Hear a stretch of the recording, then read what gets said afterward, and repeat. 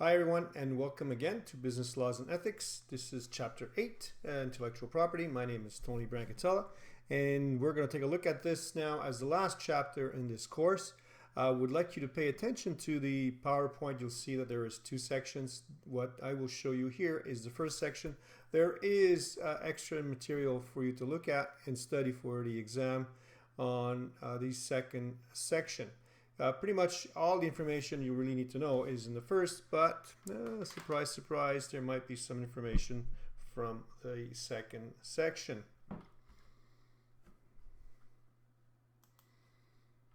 So if we look at what are our objectives, we are going to look specifically at copyright law, patent law, and trademark law.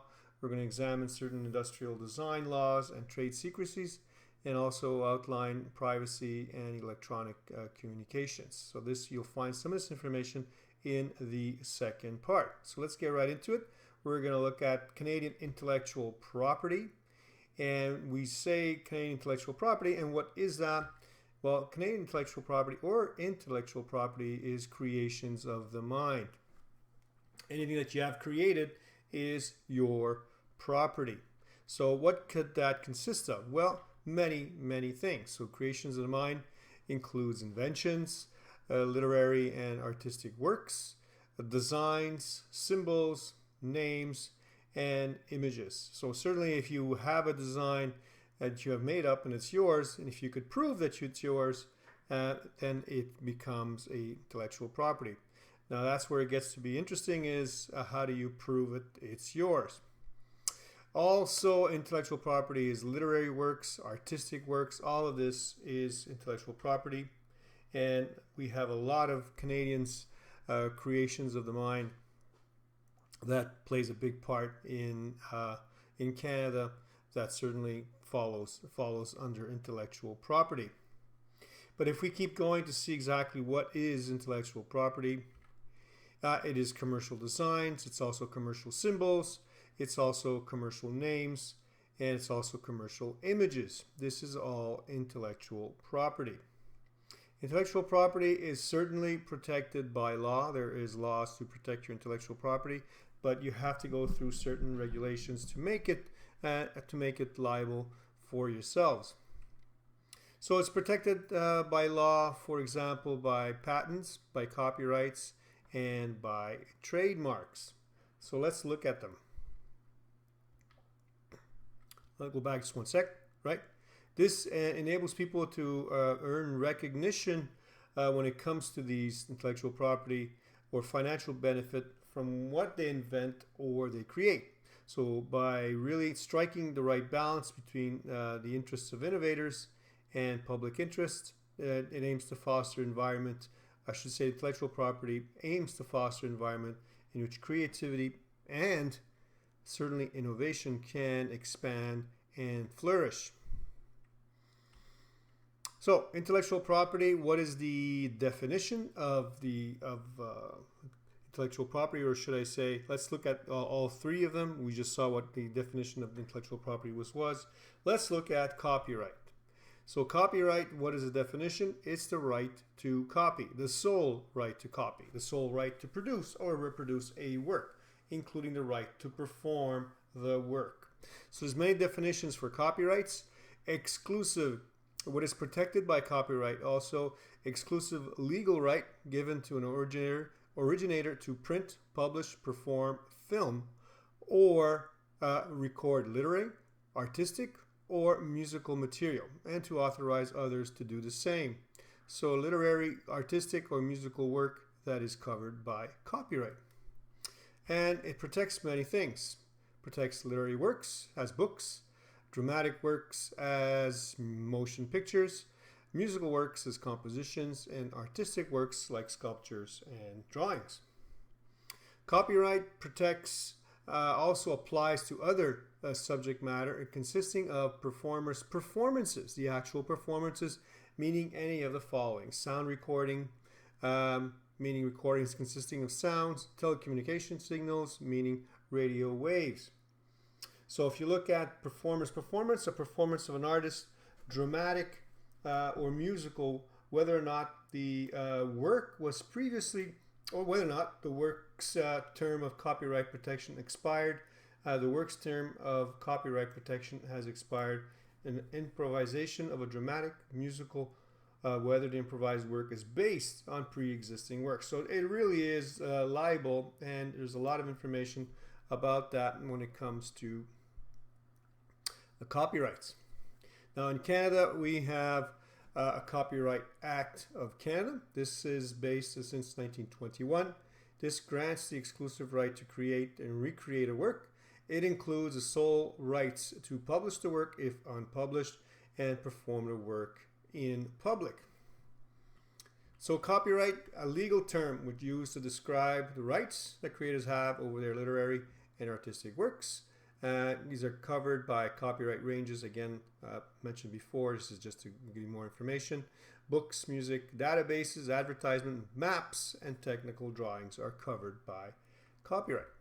And as we saw before, Canadian copyright governed by the Copyright Act, which protects all kinds of materials. Here's a partial list of all the works are entitled to copyright in Canada.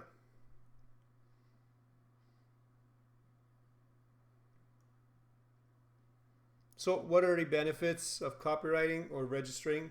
We have to register for sure. So this gives evidence that the copyright exists. Person registered is the outright owner. And the Copyright Office is not responsible for policing registered works and how people use them. This is really up to you that has to do this. In other words, there is not a police, a copyright police that goes around and looking at everybody saying, hey, you're doing this and you're doing that. It's really up to whomever has the copyright to do this, to sue and bring it up to the courts of law. Here are some examples, not just Canadian, but some examples. Apple sued for copyright infringement for offering online iBook. This was filed by Melissa Petignano, copyright infringement law against Apple. The license the rights to publish her book in print version only, but explicitly withheld the rights to publish her book in electronic format, which Apple had done, so she sued for copyright infringement. Even someone famous like Jay-Z was sued for copyright for sampling a certain song that he had written.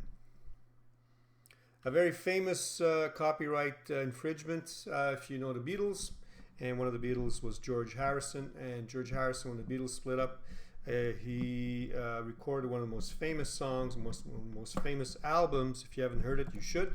It's called My Sweet Lord. And it actually turned out that not the song, the whole song, but most of the song was copied from somebody else. And they sued and they won. And George Harrison had to give up a lot of his money that he made on this song. Here in Canada, Canada Goose also sued Sears for trademark infringement over a distinctive parkas, the actual logo. Sears had one that was really similar to that, and they were sued. I'm not sure the results of this one. A very famous case of copyright, and this is kind of a weird one, but this is how far it can go. If you can look this up too, but I give you enough information right here. This is Rogers versus Coons, and you can see what they're trying to do here. I'll give you more information. So the photographer Art Rogers shot a photograph of a couple holding a line of puppies in a row and sold it for use in greeting cards. So you can see that here, the one on the left. Artist Jeff Koons ran across Rogers' photograph and used it to create a statues based on the image which you see in the background here. So Koons made a significant profit. Rogers sued Koons for copyright, and Koons responded by claiming fair use by parody. Parody meaning that it's not exactly the same. So you can see that this is a parody. Court found similarities. Images are too close. So Koons forced to pay Rogers, and there was appropriation art.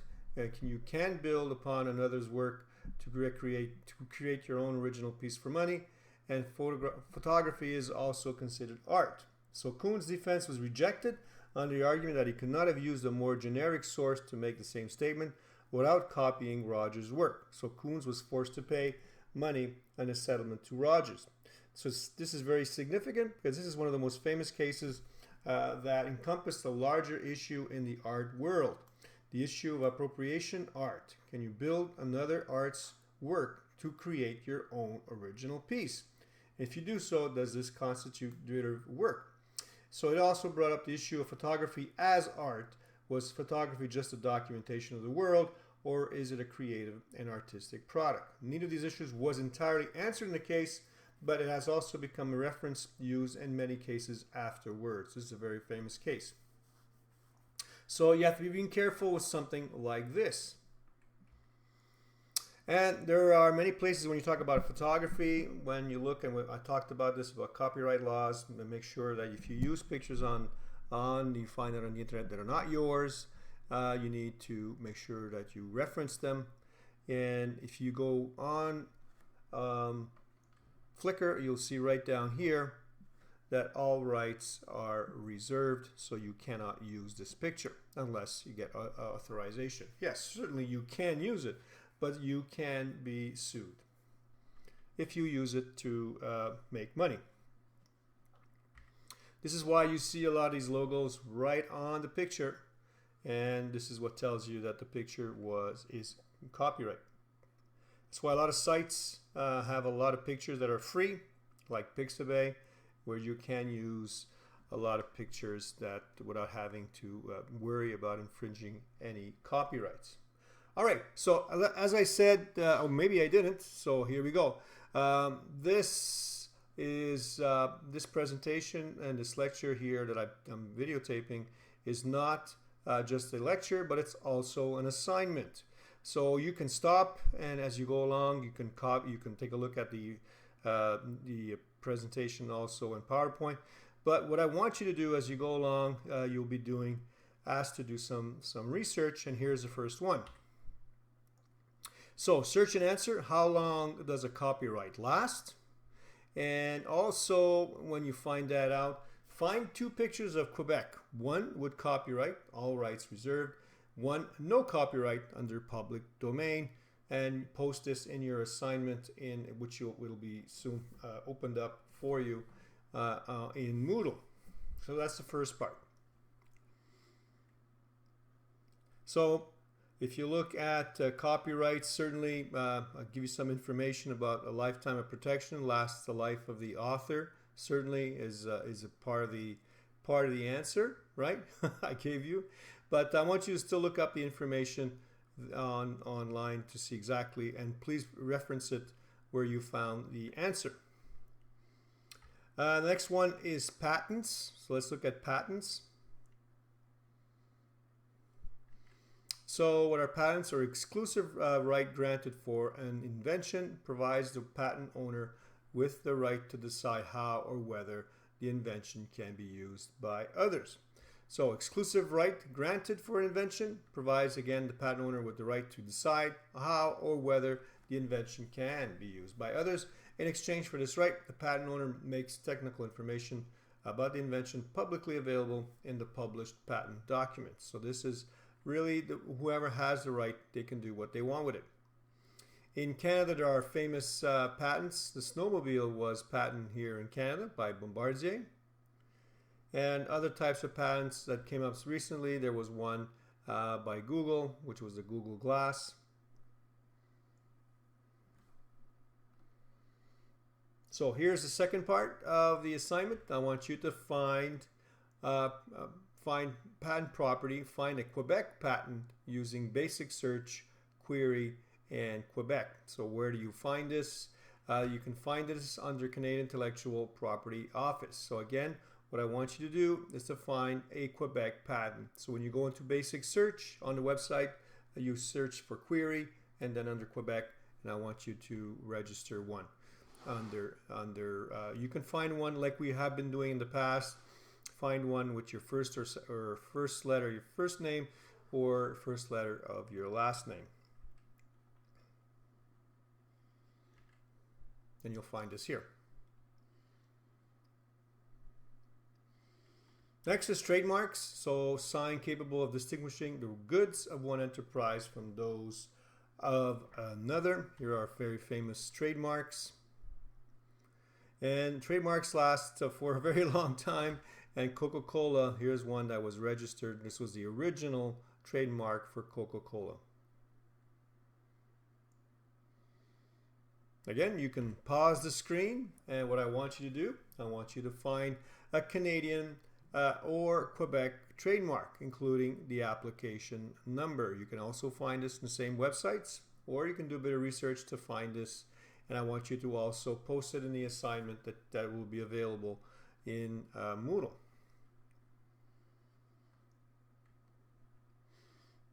The next one is industrial design, ornamental or aesthetic aspect of an article may consist of three-dimensional features. It could be anything that's got to do with something that's not even used still, but it still becomes called industrial design. So here again, industrial design, I want you to find same thing under the same site. You can search Canadian industrial design. Search criteria, I want you to find something from Montreal, their current owner, and I want you to find it under bilingual search.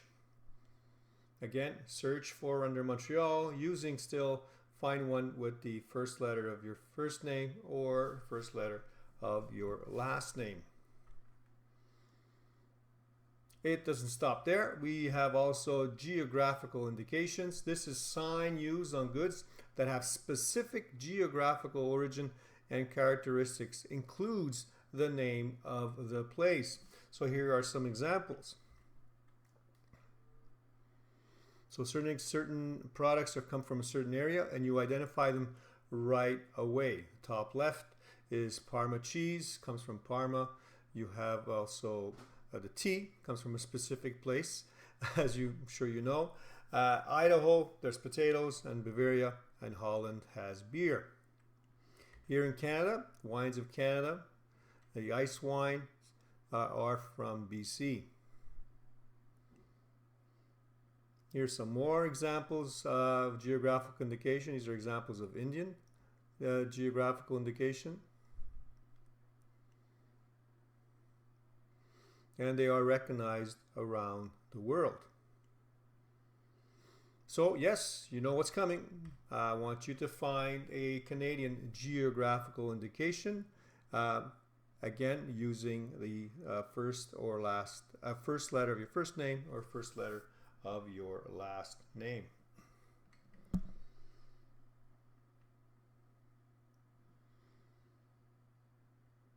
All right, so this is so you get to this slide right here. This is the beginning of the second section, right? And you'll see one more slide about what intellectual property is. Personal property is intangible. Intellectual property is ideas, information, and creative efforts. In many cases, that's what that is. It's personal property. It is intangible. Again, just for a bit more information, we'll stop right here. Copyright Act, 1928. Most legislation is federal. Being copyright and patent is exclusively federal. The modernization of the Act in 2012 addressed issues raised by technological advances and followed the next related statutes. Great. So I will stop there. You can keep going. There's a lot more information, but the assignment stops there, and I'll give you more information in Moodle how much time you have to do this. Great. I will see you later.